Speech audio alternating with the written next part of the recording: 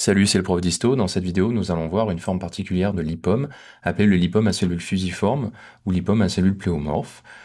Cette lésion graisseuse est liée à des inactivations de RB1, et lorsqu'elle est très lipogène et qu'on appelle ça un lipome, elle siège généralement au niveau des épaules et du cou chez des hommes d'âge mûr, donc entre 40 et 60 ans.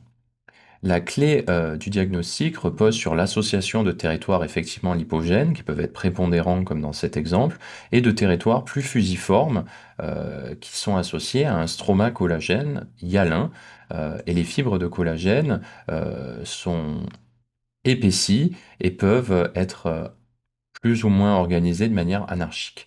Elles baignent dans une matrice myxoïde qui est plus ou moins abondante, et les cellules du lipome peuvent être fusiformes ou pléomorphes, comme dans cet exemple ici.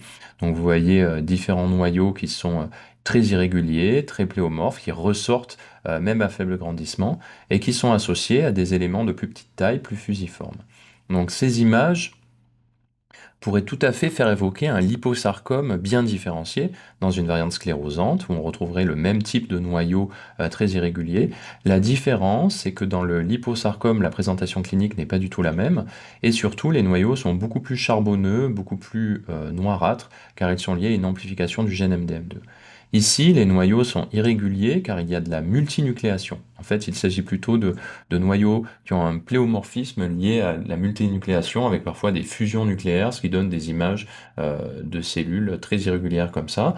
Parfois, les noyaux s'organisent en couronne. On parle alors de cellules florales, comme c'est le cas ici. Et parfois, il y a des très gros noyaux qui sont, comme ici, qui ont une chromatine très hétérogène. Donc, ces images, en dehors de tout contexte clinique, doivent faire soit évoquer un lipome à cellules pléomorphes, soit un liposarcome bien différencié. La clé diagnostique réside donc dans la clinique. Les liposarcomes pléomorphes ou fusiformes siègent généralement au niveau de la tête, du cou et des épaules, au niveau de la face postérieure, alors que les liposarcomes siègent généralement au niveau des membres, de la paroi du tronc ou alors au niveau du rétropéritoine. Une deuxième manière de diagnostiquer ces lésions, c'est de réaliser de l'immunohistochimie, même si elle n'est pas forcément utile pour tous les diagnostics. Et donc, on va rechercher le profilage immunohistochimique classique du lipome à cellules fusiformes/pléomorphes, à savoir une surexpression de CD34 et une négativité de RB1. Donc voici les images attendues pour le CD34 dans cette lésion. Il doit être diffus, intense, très surexprimé, notamment dans le contingent conjonctif qu'on regardait au niveau des tractus fibreux. Donc les gros noyaux sont négatifs, mais le cytoplasme des cellules autour est bien positif, et cette positivité doit être diffuse, intense, très marquée. Bien entendu, les adipocytes, eux, sont constitués de gras et ne vont pas exprimer le CD34. Donc c'est vraiment dans les tractus fibreux et dans toutes les cellules d'accompagnement qu'on recherche cette surexpression diffuse, et elle doit être très marquée, comme c'est le cas ici.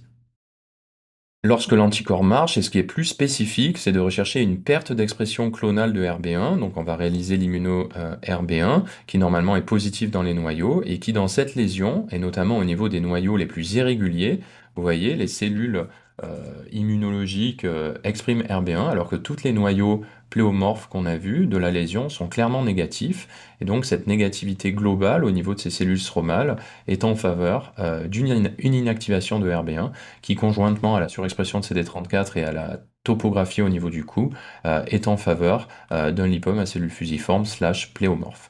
Donc le cellule à cellules pléomorphes n'est qu'une variante morphologique du lipome à cellules fusiformes, et il en partage le même pronostic, à savoir une lésion bénigne, mais qui peut récidiver localement si elle est d'exérèse incomplète. Donc ces lésions peuvent récidiver localement. Donc en synthèse, face à une tumeur lipomateuse du cou ou du haut des épaules chez un homme d'âge mûr, on doit réaliser CD34 et éventuellement RB1, surtout si on voit des cellules fusiformes ou pléomorphes mélangées à du stroma myxoïde, du stroma fibrocollagénique hyalinisé, s'il y a des petites cellules pléomorphes, des petites cellules fusiformes, et s'il y a un contingent graisseux. Dans d'autres localisations, ces aspects doivent vous faire évoquer un liposarcome bien différencié, et les examens à réaliser seront différents.